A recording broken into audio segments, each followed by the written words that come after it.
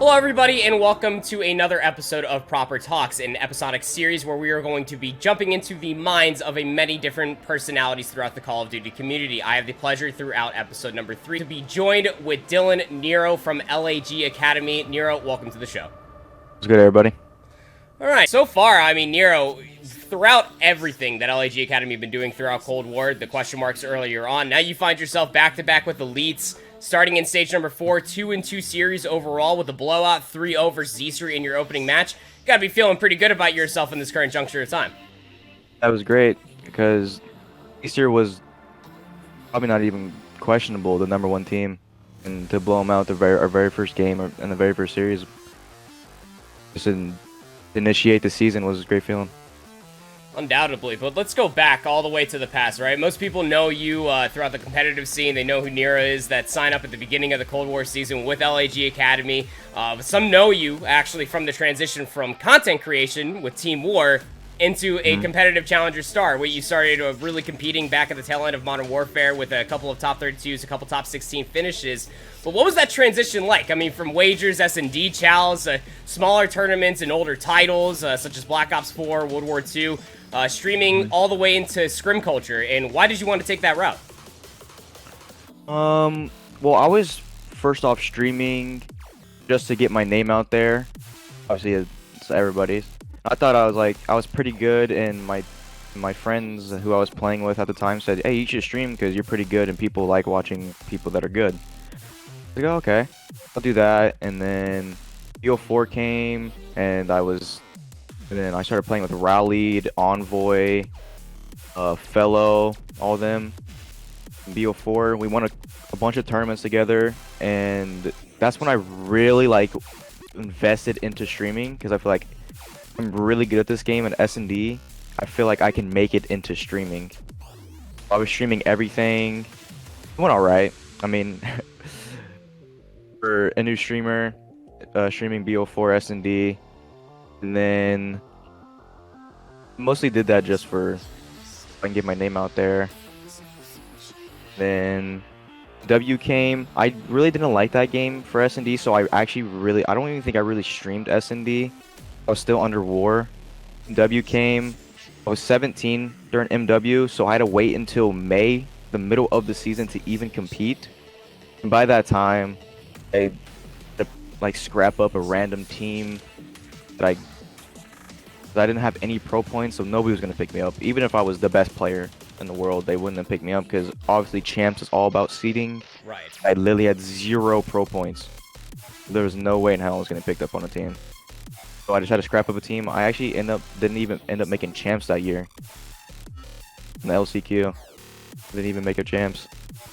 Just crazy. But it was good enough still, throughout the entire tenure, whether it was those S&D chals or taking a break, whether it was from streaming full-time or part-time, whatever it may be, through all of our joyous times on Modern Warfare, you got your name out there quite convincingly. You got signed with a team with Exceed, Billy Mental, we know is nuts coming from Gears of War. You're not playing with Chino, you're playing with Mox.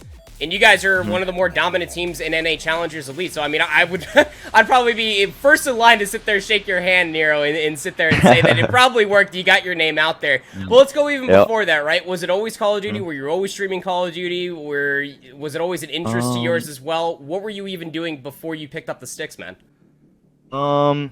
Actually, I never was really, well, I was actually always in the games, but not the competitive games. I was playing, I'm pretty sure my first game was Halo because my dad bought me an Halo Xbox 360 edition. Nice. So it came with Halo 3. That was actually the first game I've ever played, and I was addicted to it. Halo 3 was bread and butter. That was the most fun I've ever had on a game. Halo 3 it's probably the best game for me personally. And then I got in the Call of Duty, Call of Duty Black Ops 1. Well, I also played the other CODs, but I never really got into it. I started off in Black Ops 1, actually playing it because Halo got kind of boring. Then I was a sniper. I didn't really even any of that stuff. I just sniped. The sniping in BO1 was kind of awful, so I had to go through that stage. But yeah, I was a sniper through and through, MW2, BO2, all that stuff. I was just a sniper. I came from, I was a sports addict. I played 3-4 sports, basketball, soccer, football, track. So I came from a sports family. That's pretty much actually was all my time into sports and games. So pretty, I mean, like an average childhood, right? I mean, especially for Yeah, your I mean, generation, yeah, right? average childhood, sports and games. Was outside most of the day, came in for a couple hours and played games and went to bed. So I mean, childhood. The arenas of Halo 3 is where Nero started becoming a menace on the map and just trying to control power weapons and then DXRing everybody into absolutely oblivion. I mean, that's in that Halo background. That's actually really interesting. So let's go back to the Elite. We're back in the present. Again, you're 2-2 now. You have UT Crew, built by gamers in the system. Those are your last 3 matches throughout the round robin stage. All teams in North America challenges Elite. They seem so close. It just seems so competitive all the way out. I mean, even though Easter's 0-4, it just feels like anybody can beat anybody given on the day. How are you feeling about the rest of your round robin matches, and how confident are you going to at least make the knockout bracket? I feel like I'm really confident because we actually been putting in work recently. We've been playing 2-3 scrims a day, watching VOD for a couple hours. Even after that, we're even playing GBs. Like, we're trying to get as much time, prep time as possible, as everything, and play time as possible. So I feel pretty confident in this next matches that we're going into. Nice. Well, I'm excited to be able to see that, whether it's on the community stream, the mainstream as well. That you're going to be able to see Nero competing with LAG Academy throughout the entirety of round robin, stage 4 of NA Elite, to see if they're going to make it to the knockout bracket, or if not, first and second, to be qualified already for that playoff bracket and going in towards stage number 5. Well, let's go ahead and dive a little bit more into the team dynamics here, Nero. Chino's out. Mox is in. There was a lot of question marks that came around. What is the biggest difference that you're noticing with Chino out and Mox in at this current state of time? Because I know it was not an easy one, Chino being a very vocal leader and Mox also being a very vocal player as well. At least through watching a lot of VODs and through Chance's stream, it seems like everything's getting along pretty well. Yeah, he's a great guy. He fit in the system really well. Him and Chino, their playing styles is kind of different, but like for vocal leaders, they're pretty much similar in the vocal leader aspect, because Chance is the leader for respawn. Like, he knows what he's doing 24/7. He knows where to go. He knows where you should go, and he tells you where to go. So he's pretty close to Chino in that aspect, but it was kind of rough at the beginning for play-wise because he was kind of slow. He was just slow compared to Sheen. Sheen was a fast AR, and Chance just wants to sit and hold a pre-aim for longer than Sheen. So we just had to get used to that. But Chance is picking it up and improving with practice. All there is to it.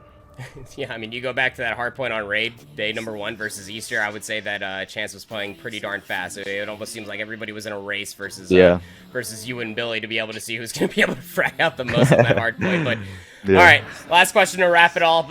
Let's say Pops never gave you that Halo Xbox, right? You never got into gaming. You never even picked up the sticks. Nero, what would you be doing right now? I'd be in college to be a physical therapist. That was my job. Wow. Well, it's because I had like a bunch of problems with my body since I was little. I have a heel disease. I forgot what it's called. But it's like my heels are super tight all the time. Like, I have to stretch them 24/7.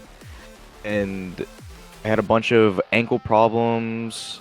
I had to see a physical therapist for like a couple years. So I thought, hey, I already have experience in this stuff. Know what I'm doing. And I can tell people even what to do. So I feel like I can just be a physical therapist. It shouldn't be that hard, but obviously it's going to be hard. But like, I already know some of the routine stuff for like ankle injuries. I had shoulder surgery, so I know how to do shoulder stuff. If that, probably be a physical therapist. I'd probably be in college right now. Well, that was entirely out of left field. Gamer community never rests on having a lot of different aspirations for what they want to do. If they never picked up the sticks, I'm always appalled by these answers. But Nero, that's gonna go ahead and do it, man. Thank you so much for joining in the show, and good luck on the rest of your matches throughout all of stage 4. Thank you so much for having me. It was a pleasure. All right, thank you guys so much for joining us again. You can catch Nero. They will be competing throughout the entirety of Stage 4. That is going to be going on the community stream at I Hold Shift's YouTube, as well as the COD channel on YouTube as well. You can find all of Nero at Nero Poison with 2 eyes on Twitter for all of the updates throughout everything that they're doing throughout their career with LAG Academy throughout the Cold War. Thank you so much for joining us, and we'll see you on the next one.